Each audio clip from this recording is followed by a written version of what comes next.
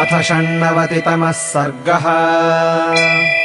तथा तैः कृत्तगात्रैस्तु दशग्रीवेण मार्गणैः बभूव वसुधा तत्र प्रकीर्णा हरिभिस्तदा।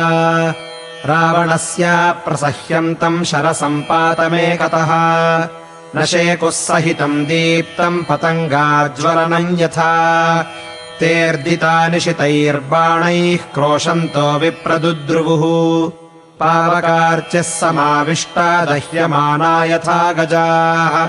प्लवङ्गानामनीकानि महाभ्राणीव मारुतः संययौ समरे तस्मिन् विधमन् रावणः शरैः। कदनन्तरसा कृत्वा राक्षसेन्द्रो वनौकसाम् आससाद ततो युद्धे त्वरितम् राघवम् रणे। सुग्रीवस्तान् कपीन् दृष्ट्वा भग्नान् विद्रावितान् रणे गुल्मे सुषेणम् निक्षिप्य चक्रे युद्धे द्रुतम् मनः। आत्मनः सदृशम् वीरम् सतम् निक्षिप्य वानरम् सुग्रीवोऽभिमुखम् शत्रुम् प्रतस्थे पादपायुधः। पार्श्वतः पृष्ठतश्चास्य सर्वे वानरयूथपाः अनुजग्मुर्महाशैलान् विविधांश्च वनस्पतीन्। ननर्दयुधि सुग्रीवः स्वरेण महता महान् पोथयन् विविधांश्चान्यान् ममन्थोत्तमराक्षसान्। ममर्द च महाकायो राक्षसान् वानरेश्वरः युगान्तसमये वायुः प्रवृद्धानगमानिव। राक्षसानामनीकेषु शैलवर्षम् ववर्षः अश्मवर्षम् यथा मेघः पक्षिसङ्घेषु कानने। कपिराजविमुक्तैस्तैः शैलवर्षैस्तु राक्षसाः विकीर्णशिरसः पेतुर्विकीर्णा इव पर्वताः। अथ सङ्क्षीयमाणेषु राक्षसेषु समन्ततः सुग्रीवेण प्रभग्नेषु ददत्सु च पतत्सु च। विरूपाक्षस्वकन्नाम धन्वी विश्राव्य राक्षसः रथादाप्लुत्य दुर्धर्षो गजस्कन्धमुपारुहत्। सतम् द्विपमथारुह्य विरूपाक्षो महाबलः ननर्दभीमनिर्ह्रादम् वानरानभ्यधावत। सुग्रीवे सशरान् घोरान् विससर्ज च मुमुखे स्थापयामास चोद्विग्नान् राक्षसान् सम्प्रहर्षयन्। सोऽतिविद्धश्चितैर्बाणैः कपीन्द्रस्तेन रक्षसा चक्रोश च महाक्रोधो वधे चास्य मनोदधे। ततः पादपमुद्धृत्य शूरः सम्प्रधनो हरिः अभिपत्य जघानास्य प्रमुखे तम् महागजम्। स तु प्रहाराभिहतः सुग्रीवेण महागजः अपासर्पद्धनुर्मात्रम् निशसादननाद च।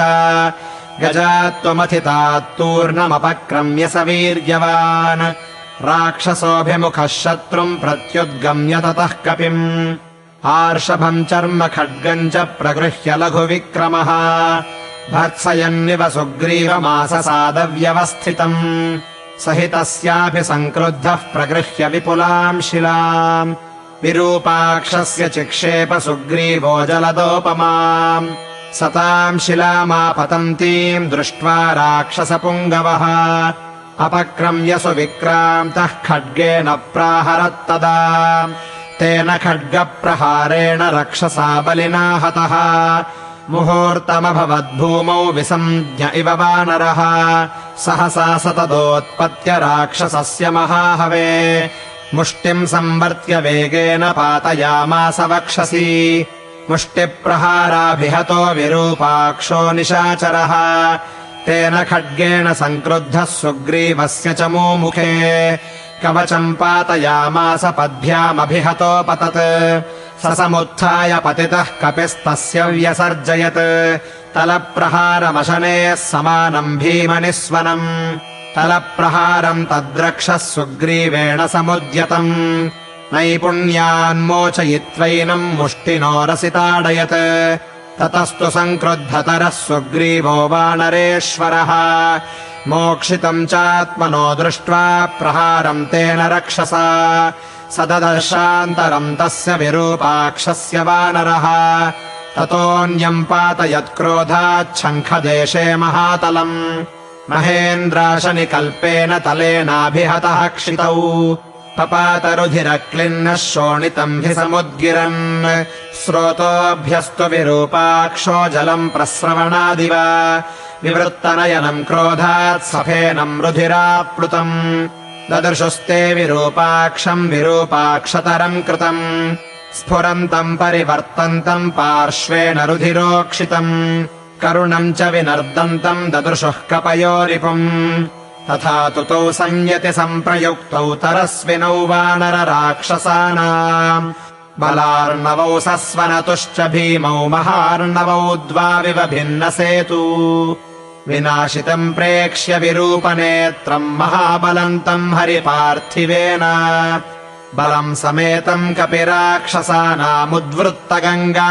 प्रतिमम् बभूव।